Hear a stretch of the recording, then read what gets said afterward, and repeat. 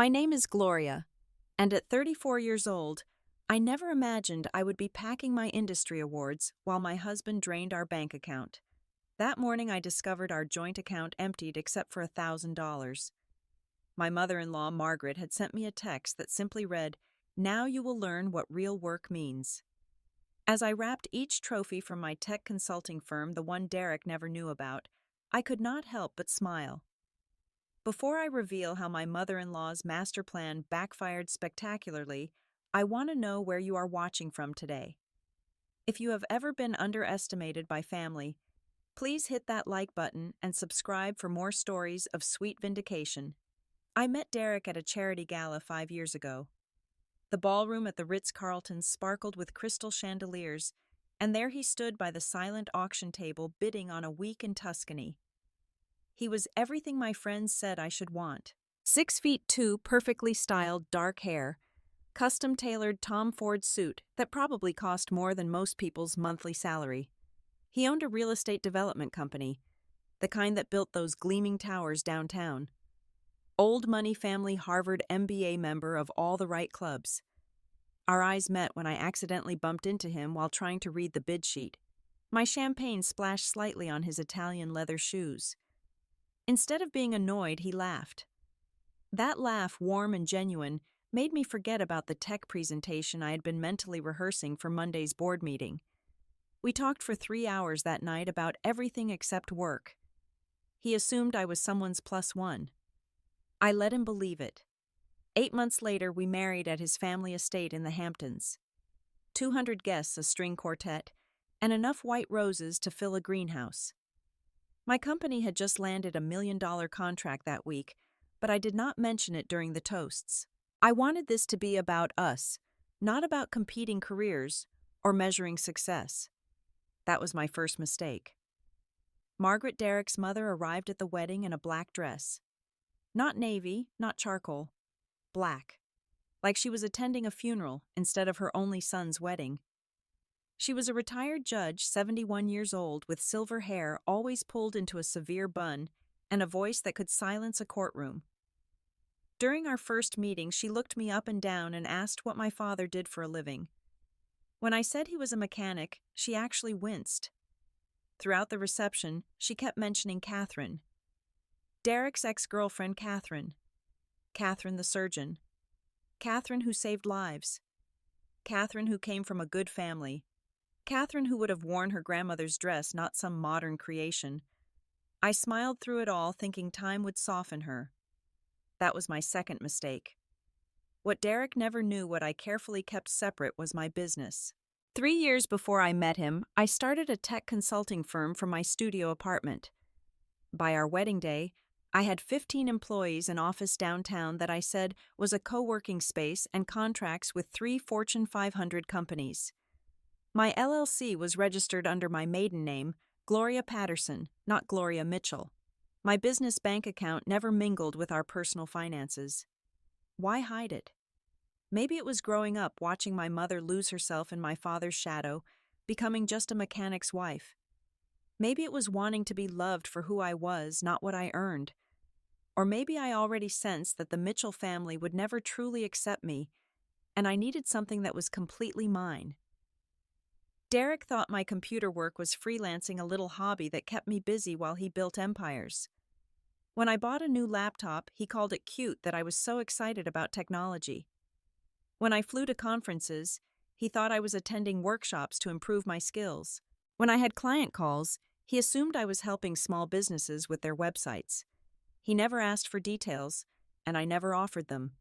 Margaret made her opinions known every Sunday dinner. She would arrive at our colonial-style house at exactly 5:30, inspect the meal I had prepared, and find something lacking. Too much salt. Not enough presentation. Store-bought bread instead of homemade. Then the conversation would turn to money. How generous Derek was to provide such a beautiful home. How lucky I was to have a husband who did not expect me to work. How nice it must be to shop and lunch while Derek carried the financial burden. She had insisted on a prenuptial agreement. I will never forget sitting in that lawyer's office while she explained why it was necessary. Women today are different, she said, looking directly at me. They target successful men, enjoy the lifestyle, then take half of everything and divorce. The prenup protected Derek's assets, his business, his inheritance. What it also did, though, Margaret never realized, was protect my business completely. Since it existed before the marriage and was never commingled with marital assets, it remained entirely mine. The comments grew worse over time. When I bought a designer purse with my own money, Margaret told Derek I was developing expensive tastes. When I redecorated the guest room into an office, she said I was playing businesswoman. When my phone rang during dinner and I stepped out to take it, she suggested I was being secretive. Derek started to listen. He began checking credit card statements, questioning purchases, asking why I needed to go into the city so often. Margaret's campaign against me was methodical, patient, like a judge building a case. It started when Derek landed the Riverside Development Project, a $300 million deal that would transform the waterfront district. Suddenly, his mother was visiting 3 times a week instead of just Sundays. She would arrive while Derek was at work, and I was supposedly home doing nothing. She did not know about the conference calls I took from my home office. She did not see the contracts I reviewed, the proposals I wrote, the strategic decisions I made for my growing company. What she saw was me in yoga pants at 2 p.m, a cup of coffee in hand, looking relaxed. She took photos once I caught her. Evidence, she called it, of my leisurely lifestyle funded by her son's hard work. The shopping narrative became her favorite weapon. Every time I returned from a client meeting carrying a briefcase, she would tell Derek I had been shopping downtown. When I bought a new suit for a presentation, she commented on my expensive taste in clothes. The laptop I purchased for my lead developer became, in her retelling, another frivolous electronics purchase. Derek started asking to see receipts. She discovered a brilliant tactic in bringing up Catherine during every family gathering. Catherine had just published a paper in a medical journal. Catherine was speaking at a conference about pediatric surgery. Catherine had purchased her own condo overlooking Central Park with her own money. The subtext was clear. Derek had chosen wrong. Then came the dinner party that changed everything. Margaret hosted it at her penthouse, inviting Derek's college friends and business associates. She seated me next to Catherine, who happened to be in town for a medical convention. Throughout the evening, Margaret steered every conversation toward career achievements. When someone asked what I did before I could answer, Margaret interrupted. Gloria keeps herself busy with computer things, she said, waving her hand dismissively. Not everyone needs a career when they have a successful husband. Catherine, to her credit, looked uncomfortable. She tried to change the subject, but Margaret was relentless. She told the story of how Catherine had performed emergency surgery on a child, saving his life. How she ran a free clinic on weekends. How she managed to balance such important work while maintaining her figure and social obligations. Derek watched this performance from across the table, his expression unreadable. The next morning, he asked me about my computer work. What exactly did I do all day? Who were these clients I mentioned? Why was I being so vague about the details? I could have told him then. I could have shown him the contracts, the bank statements, the incorporation documents. But his tone, suspicious and accusatory, made me angry. If he had so little faith in me, if he believed his mother's narrative so easily, then he did not deserve to know. Margaret found an ally in Derek's assistant Paula, who reported my comings and goings. Gloria left the house at noon in a business suit. Gloria had lunch at the Four Seasons. Gloria was seen entering the Chrysler Building. To them, it all pointed to a woman spending her husband's money, maintaining appearances, pretending to have importance. The financial control started subtly. Derek suggested we review our monthly expenses together. He wanted to understand where the money went to budget better for the future. He created spreadsheets categorizing every expense, questioning every line item. Why did we need a housekeeper when I was home? Could not I cook more instead of ordering takeout? Did I really need a gym membership when we had equipment in the basement? Margaret supplied him with articles. The Rise of Gold Diggers in Modern Marriage. How Successful Men Become Targets. Protecting Your Assets from Financial Manipulation. She left them on our kitchen counter, bookmarked on his iPad, forwarded to his email. Derek started using phrases I had never heard from him before. Financial responsibility, contributing equally, pulling your weight. One evening, my business partner Jonathan called the house. Derek was in the shower, and Margaret, who had stayed for dinner, answered. Jonathan, not knowing who she was, asked to speak with Gloria about the Microsoft contract. Margaret's eyes lit up like she had struck gold. When she hung up, she immediately called Derek downstairs. Gloria is planning something with a man named Jonathan, she announced. Secret contracts, hidden meetings. Who knows what else? I explained that Jonathan was a business colleague, nothing more. But the seed was planted. Derek became paranoid, checking my phone, questioning every meeting, every call, every text. Margaret fed his suspicions with careful observations. Gloria seemed happier lately, more confident. Gloria had new energy, new purpose. Gloria was definitely hiding something. The transformation in Derek was gradual but complete. The man who had laughed at spilled champagne became someone who tracked every penny. The husband who had trusted me implicitly now demanded accountability for every hour of my day. The love that had felt unconditional now came with terms and conditions, all written by his mother. I will never forget Thursday, March 15th. I had just left the offices of Titan Technologies, having signed a $2 million contract for my company to overhaul their entire digital infrastructure. My team had worked 18-hour days to perfect the proposal. We had beaten out 3 larger firms, including one that Derek's company used. The champagne was already chilling at our office, waiting for me to return for the celebration. My first stop was the grocery store. We needed milk coffee, and Derek liked those imported crackers Margaret always served. I filled my cart, humming with the satisfaction of a deal well done, thinking about how I would surprise my employees with bonuses. At checkout, my credit card was declined. I tried another. Declined. Then another. All declined. The teenage cashier looked at me with that mixture of pity and secondhand embarrassment that made my cheeks burn. People lined up behind me, shifting impatiently. I fumbled for cash, found $40 enough for milk and coffee, but not the crackers. As I left the store, my phone buzzed. Derek's text was brief and cold. My mother is right. You need to learn financial responsibility. I have restructured our finances. Check your email for details. I sat in my car in the parking lot, reading his email 3 times before it sank in. He had moved all but $1,000 from our joint account to his personal account. The credit cards linked to his accounts were canceled. He would pay the mortgage, utilities, and basic groceries, nothing more. Any personal expenses were my responsibility. Maybe this will motivate you to get a real job, the email concluded. I called him immediately. He answered on speaker, and I could hear Margaret in the background coaching him. Stay strong, she whispered. Do not let her manipulate you with tears. Derek, I said, trying to keep my voice level, you do not understand the full situation. He cut me off. No more excuses, Gloria. You have been living off me for 3 years. Shopping, lunching, pretending to work while I carry the entire financial burden. My mother opened my eyes to what you really are.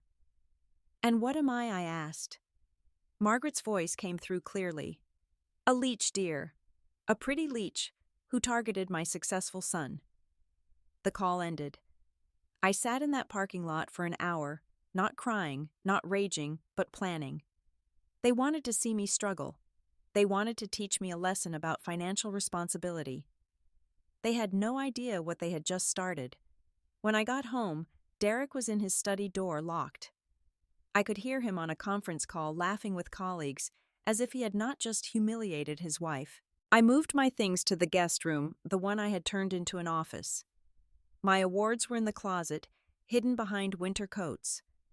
My contracts were in a locked filing cabinet he had never noticed. My corporate seal, the one that authorized million-dollar deals, was in a drawer he had never opened. That night I made dinner as usual. Salmon with asparagus, his favorite. When he came to the table, he seemed surprised. He expected tears, begging promises to change.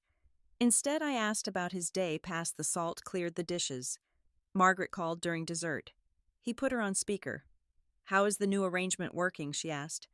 "Gloria seems to be adjusting," Derek replied, watching me. "Give it a week," Margaret said. "She will either get a job or show her true colors. Either way, you win." I smiled at Derek across the table. "Yes, I said someone will definitely show their true colors." The next morning, Derek left for work early. I found a note on this kitchen counter with a grocery list and $50. "For food this week," it said. "Spend wisely." I left the money where it was and drove to my actual office, the one on the 40th floor of the Chrysler Building. My assistant Sarah had the team assembled in the conference room. 23 employees now, all wondering why I had called an emergency meeting. "Ladies and gentlemen, I announced we are going public with our success. No more hiding, no more operating in the shadows. We are about to show the world exactly what we have built." The room erupted in excitement. They had been keeping my secret for years, respecting my wish for privacy. Now finally they could celebrate openly, could put our company name on their LinkedIn profiles, could tell their families exactly where they worked and what they had accomplished. My response to Derek and Margaret's financial punishment was not emotional. It was strategic, methodical, and timed with the precision of a chess grandmaster. While they waited for me to crumble, I was building my checkmate. The morning after the grocery store humiliation, I met with Robert Chen, my attorney, and Lisa Martinez, my accountant. We sat in the conference room of my office, the one Derek thought was a co-working space, reviewing every document, every number, every legal position. My company, Patterson Technologies, was valued at $8 million. The recent Titan contract would push us over $10 million by year end. My personal salary, the one I had been reinvesting in the company, was $450,000 annually. Robert reviewed the prenuptial agreement Margaret had insisted upon. The irony was delicious. Every clause she had inserted to protect Derek actually protected me. My premarital business remained separate property. Any appreciation in value was mine alone. The document she thought would keep me from taking Derek's money ensured he could never touch mine. "We need to accelerate your public presence," Lisa suggested. "The tech conference next month, you should be the keynote speaker." I had been invited to speak at the Digital Innovation Summit 6 months ago, but declined, not wanting the attention. Now I accepted immediately.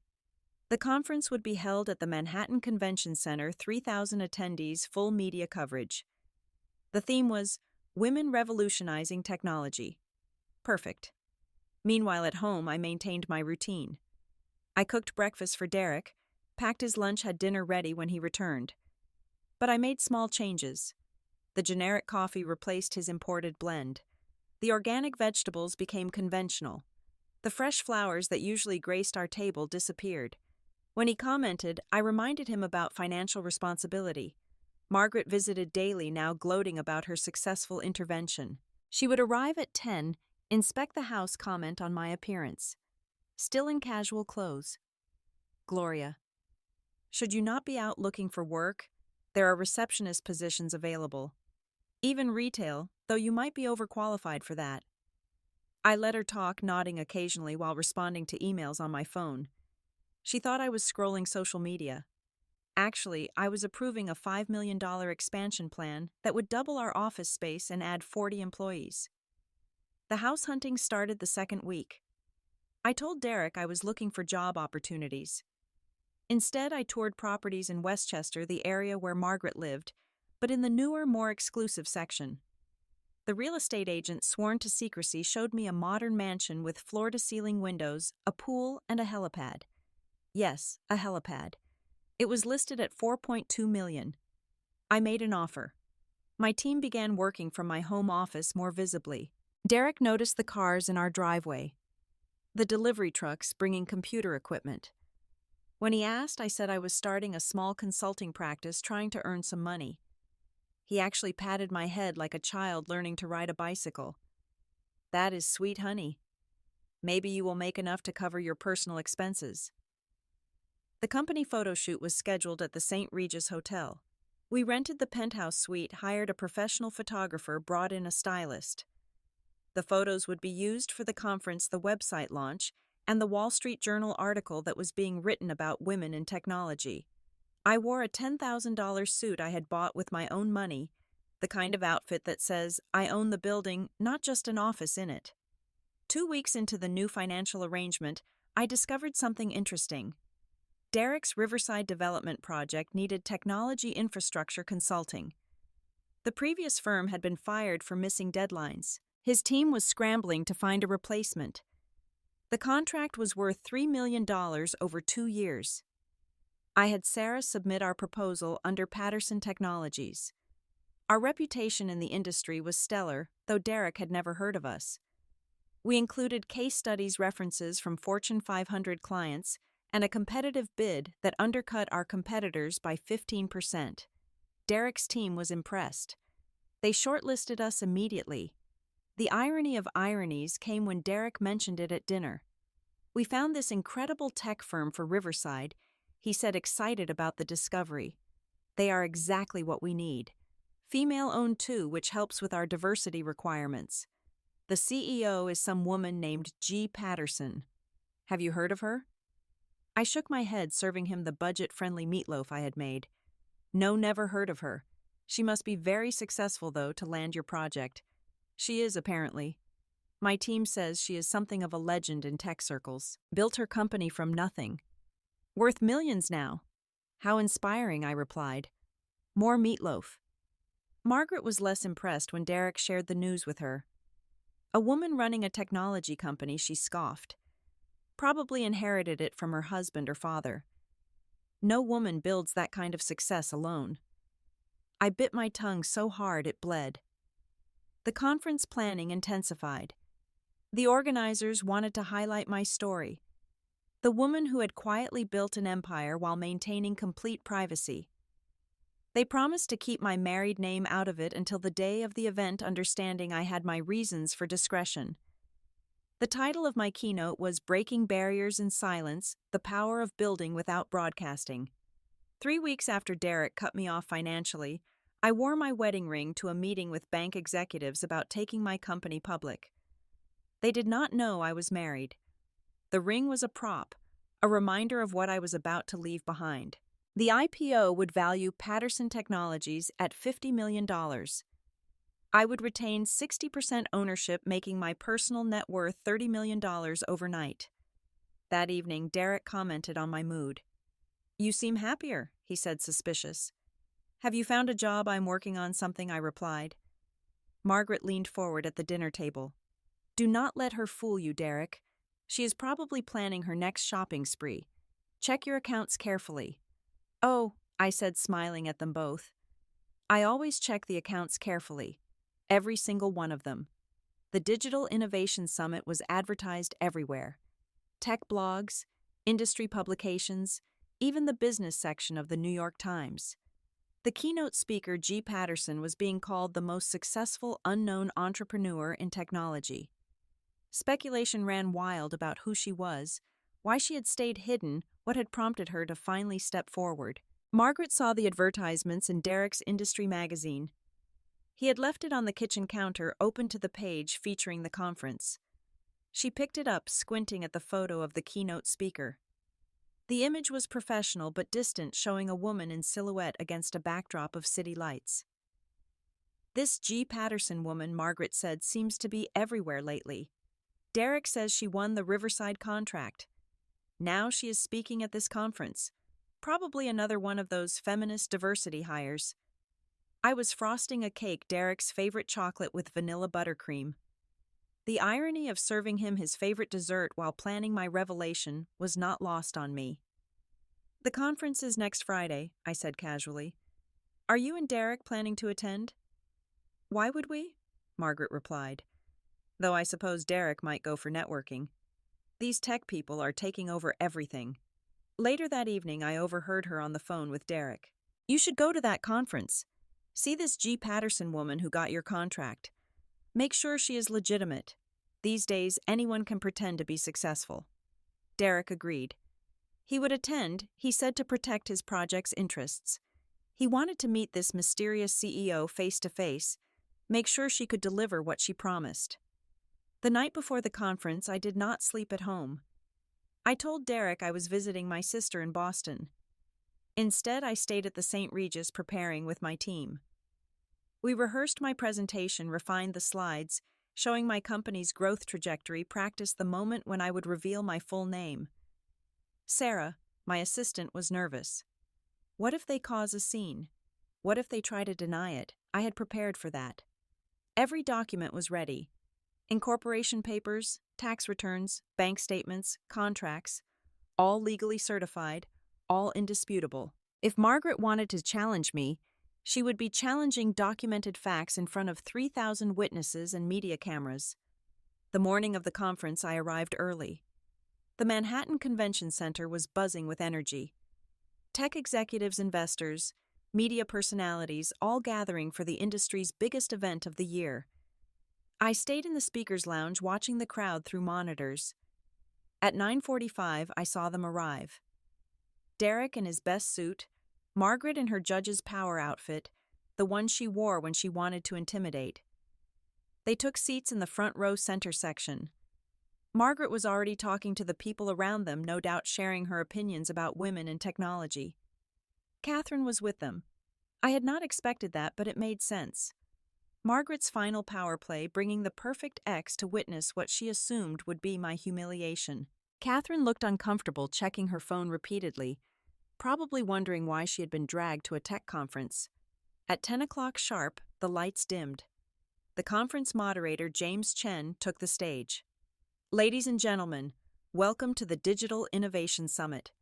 Today we have the privilege of hearing from someone who has been called the ghost genius of technology.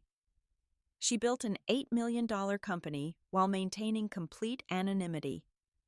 She has contracts with 60% of the Fortune 500. She revolutionized digital infrastructure while the world did not even know her name. Please welcome our keynote speaker winner of this year's Innovation Award, G. Patterson. I walked onto the stage to thunderous applause. 3,000 people rose to their feet. The spotlight was blinding, but I could see Derek and Margaret in the front row. Derek's expression was curious. Margaret looked bored. Neither recognized me yet. Thank you. I began, my voice clear and strong through the microphone. My name is Gloria Patterson, though some of you might know me by my married name, Gloria Mitchell. The blood drained from Derek's face. Margaret's mouth fell open. Catherine actually gasped. I continued, not missing a beat. 5 years ago, I started Patterson Technologies in a studio apartment with $5,000 and a laptop. Today, we manage the digital infrastructure for companies you interact with every day. When you order coffee from your favorite app, we handle the back end. When you stream movies, we ensure the servers run smoothly. When you video call your loved ones, we make sure the connection never drops. The presentation slides began showing the company's growth chart. Margaret stood up, her voice shrill. This is fraud. This woman is lying. She is my daughter-in-law and she is a housewife. She is manipulating all of you. Security moved toward her, but I raised my hand to stop them.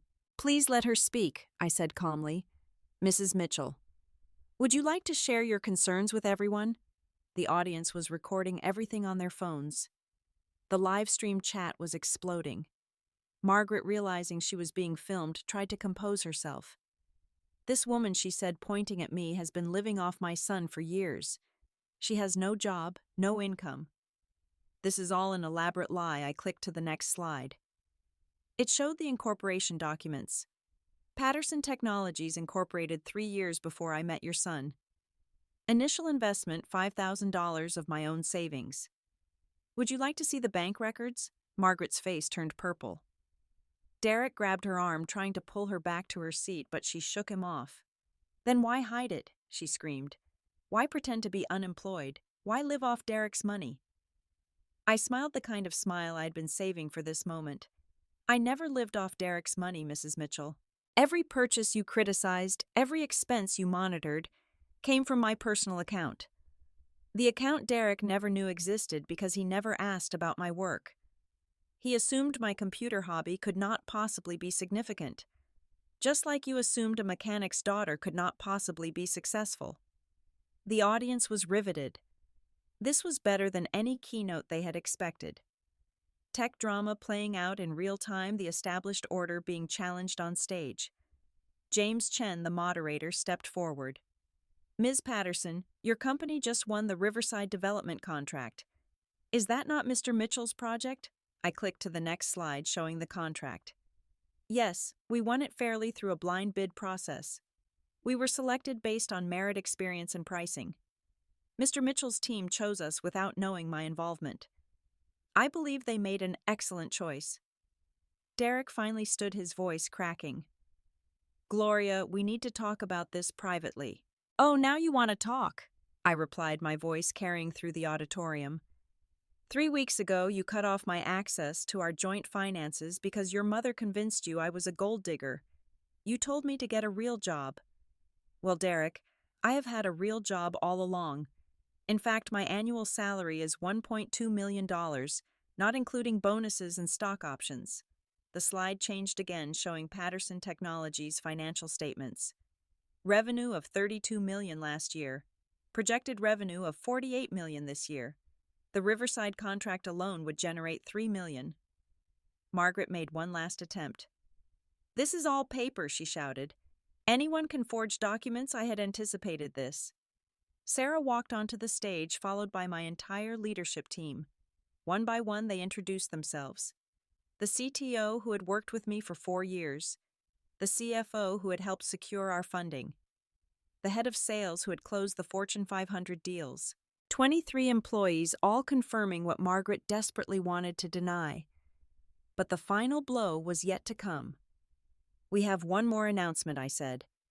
Patterson Technologies will be going public next month with an initial valuation of $50 million. As founder and majority shareholder, my personal stake will be worth approximately $30 million. The audience erupted. This was historic, a woman in tech revealing not just success, but massive success that had been hidden in plain sight. The media was already typing frantically, the story going viral in real time. Margaret fainted. Actually fainted, collapsing into her chair. Derek caught her looking between his unconscious mother and his wife on stage. Catherine, to her credit, was calling for medical assistance. Security and medical staff rushed to help Margaret. As they carried her out on a stretcher, she regained consciousness enough to shout one last thing. She tricked all of us. She is a manipulator. The conference continued. I gave my full presentation talking about building in silence the power of privacy, the freedom that comes from not seeking validation. The standing ovation lasted 5 minutes.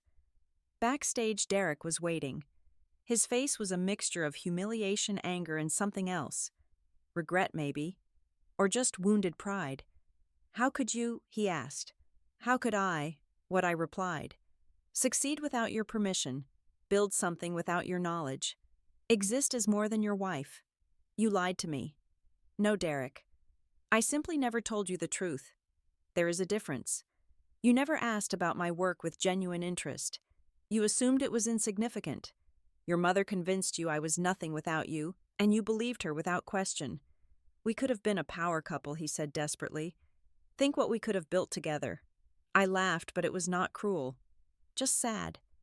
We could never have built anything together, Derek.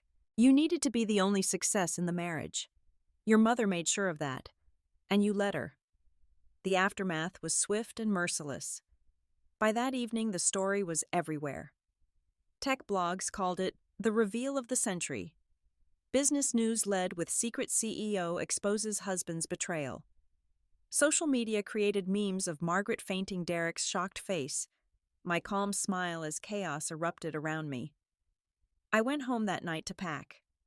Derek was not there. Neither was Margaret. The house felt different, like a stage set after the play has ended. I moved through the rooms collecting my belongings, my hidden awards, my contracts, the pieces of my real life that I had tucked away. My phone rang constantly. Reporters, investors, colleagues, all wanting to know more. I ignored them all except one.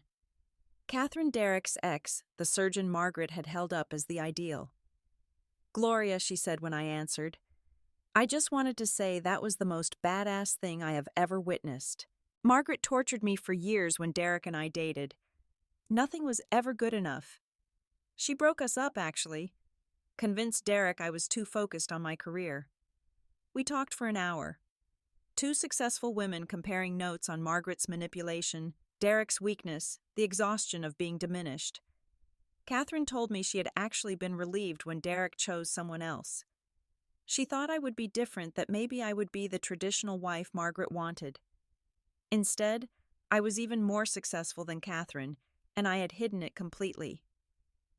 Derek came home at midnight. He had been at his mother's penthouse, no doubt strategizing damage control. He found me in the guest room, my suitcases packed, my office already empty. "Where are you going?" he asked.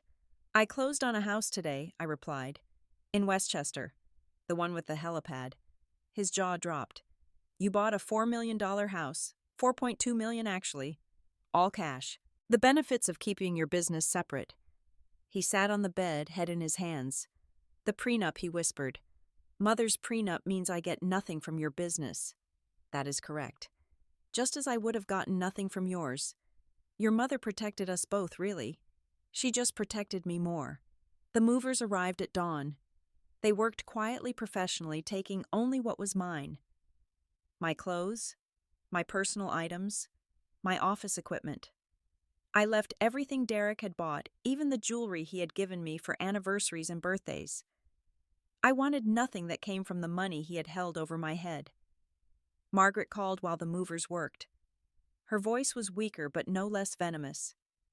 "You planned this all along," she accused. "You targeted my son, built your company using his connections." "Actually, Margaret, my company never used a single one of Derek's connections. We succeeded entirely on our own merits. Your son's name never opened a door for us. If anything, hiding my marriage to him made things harder." "You destroyed my family," she said. "No," I replied. "You destroyed your family. You convinced your son to financially abuse his wife. You pushed him to betray the person he promised to love and support. All I did was reveal the truth." The divorce papers were served that afternoon. Derek did not contest them. How could he? The prenup his mother had insisted upon made everything clear. His assets remained mine. The house was in his name, so he kept it. The debt from his Riverside project, which was struggling without proper tech infrastructure, was his alone. Within a week, the story had evolved. Derek's colleagues, initially sympathetic, began mocking him. How had he not known his wife ran a multi-million-dollar company? How had he believed she was unemployed while she managed 23 staff members? His reputation as a sharp businessman crumbled. Clients wondered what else he might be missing. Margaret's social standing evaporated overnight. The country club members who had once respected her judge status now whispered about the video of her meltdown. She had accused me of fraud in front of 3,000 witnesses, all of whom knew I was telling the truth. Her friends distanced themselves, embarrassed by association. The Riverside project failed spectacularly. Without Patterson Technologies, which withdrew from the contract citing irreconcilable differences, Derek could not find adequate tech support. The project hemorrhaged, money investors pulled out, and eventually he had to sell his company at a massive loss. Catherine reached out again, this time with news. She had started dating someone, a fellow doctor who supported her career. She wanted me to know that watching me stand up to Margaret had inspired her to never again shrink herself for anyone's comfort. My company thrived in the spotlight. The publicity from the conference brought in new clients, bigger contracts, better talent. We went public as scheduled, and the IPO exceeded all projections. On opening day, Patterson Technologies was valued at $78 million. My personal net worth reached $47 million. I bought my parents a house, set up college funds for my nieces and nephews, donated millions to organizations supporting women in technology. The mechanic's daughter had built an empire, and she was just getting started. 6 months after the conference, I was invited to speak at Harvard Business School. The topic was authentic leadership and the cost of hiding success. The auditorium was packed, students eager to learn from someone who had navigated such a unique path. During the Q&A, a young woman asked how I had stayed silent for so long while being diminished. I thought about Margaret's constant criticisms, Derek's casual dismissal of my work, the prenup that was meant to keep me in my place. Silence was my strategy, not my surrender, I told her. Every insult they threw at me, every attempt to make me small, only fueled my determination to build something magnificent. They thought my silence meant submission. Really, it was preparation.